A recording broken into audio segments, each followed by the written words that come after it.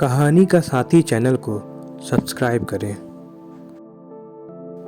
उमा आज सुबह से ही बड़ी तेज़ी से अपना काम निपटा रही थी। उसके पीछे की वजह भी काफ़ी खास थी।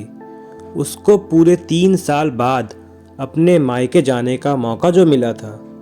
काम करते वक्त वह काफ़ी रिलैक्स थी, क्योंकि सासू माँ ने उससे कहा था कि कुछ दिनों तक दीपा, जो कि उसकी नंद थी, नहीं आने वाली है।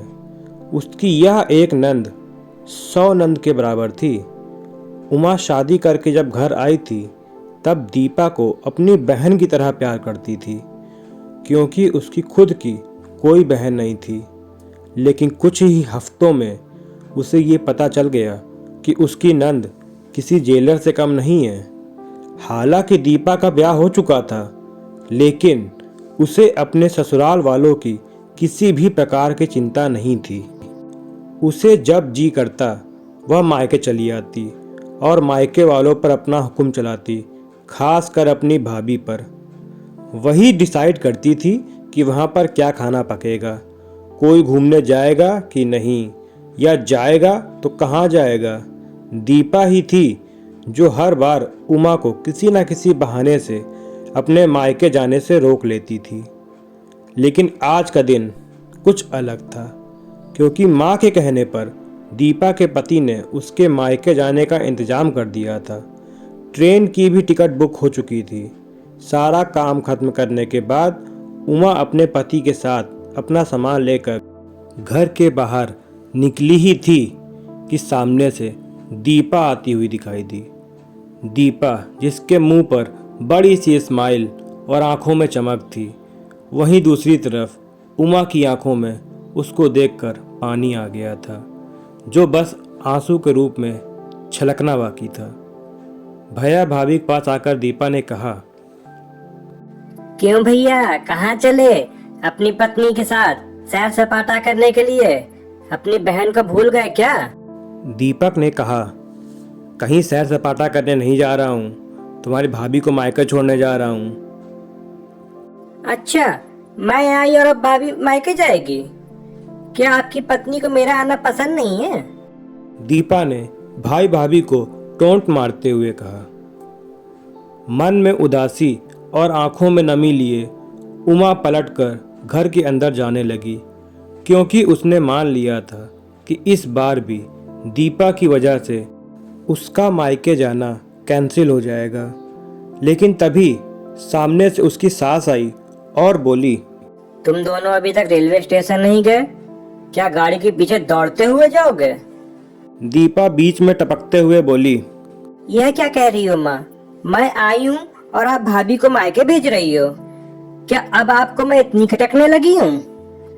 माँ ने दीपा को डांटते हुए कहा, तेरा क्या है बेटा, तेरे लिए तो ये मायके थोड़ी है। यह तो तेरे लिए एक पर्यटन स्थल है, जहाँ तू जब जी चाहे या अपने ससुराल में बोरियत महसूस करे तो आ जाती है। लेकिन वह बेचारी तो ऐसा नहीं करती, बल्कि वह तो जब जाना चाहिए तब भी अपने मायके नहीं जाती। इसलिए उसका अभी मायके जाना बहुत जरूरी है। मैं तेरे या मेरे या किसी और की वजह से उसका इस बार मायके जाना बिल्कुल रद्द नहीं होने दूंगी। पहले यह बता, तू तो कुछ दिनों के लिए नहीं आने वाली थी, तो कैसे आ गई? दीपा ने कहा, मैंने तो ऐसे ही कह दिया था। मैं देखना चाहती थी कि मेरे न आने से भैया खुश होता है या मुझे बुलाता है। माँ ने दीपा को फटकारते हुए और उमा की साइड लेते हुए कहा, हाँ हाँ, क्यों नहीं, कोई बुलाए या ना बुलाए, पर्यटन स्थल पर तो हर कोई जा सकता है। अब की बार मेरी बहू को उसके पर्यटन स्थल पर, यानी कि उसके मायके जाने दे। बेचारी ने सिर्फ अपने भाई की शादी देखी है और अब तो उसके भाई को बच्चा भी हो गया है। उसका मुंह तक नहीं देखा उसने। उसे भी अपने हिस्से का सुख भोगने दे।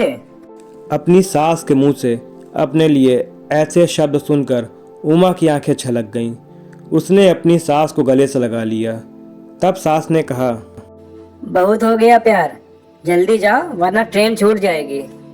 अपनी माँ का बदला हुआ रूप देखकर दीपा बहुत हैरान थी। उसे यकीन ही नहीं हो रहा था कि यह वही माँ है जो उसका हर कहा मानती थी। और हमेशा उसका पक्ष लेती थी, चाहे बहू सही हो या गलत। वहीं माँ अपने मन में अपनी उस दोस्त को धन्यवाद दे रही थी जो कुछ दिनों पहले उसके घर आई थी और कुछ दिन रही भी थी और जाते जाते उसकी आंखें खोल गई थी। सहेली ने उन्हें बताया था कि वह अपनी बेटी का मोह छोड़ दें, वरना अपने बहू और बेटे के मन में अपनी इज्जत खो देगी। बिना सोचे समझे, बिना अच्छे बुरे का विचार किए हर फैसला सिर्फ अपनी बेटी के हिसाब से लेना सही नहीं है। उधर रेलवे स्टेशन पर ट्रेन के डिब्बे में बैठी उमा के चेहरे पर एक बहुत प्यारी मुस्कान थी, जिसे देखकर दीपक को महसूस हुआ कि ये वही प्यारी मुस्कान है जिसे उसने 3 सालों से नहीं देखा। सच ही तो है, मायका महिलाओं के लिए पर्यटन स्थल ही तो होता है जहां वह अपने ससुराल की सारी चिंताएं, टेंशन भूलकर कुछ दिन आराम से रह सकती हैं। आखिर हर एक अच्छी बहू एक अच्छी सास की हकदार होती है। हाँ तो दोस्तों, आपको सास बहू के मजबूत रिश्ते की यह कहानी कैसी लगी? अगर अच्छी लगी हो तो इस कहानी को लाइक करें और शेयर करें और हमारे चैनल कहानी का साथी को सब्सक्राइब कर लें। अपना कीमती समय देने के लिए आपका धन्यवाद।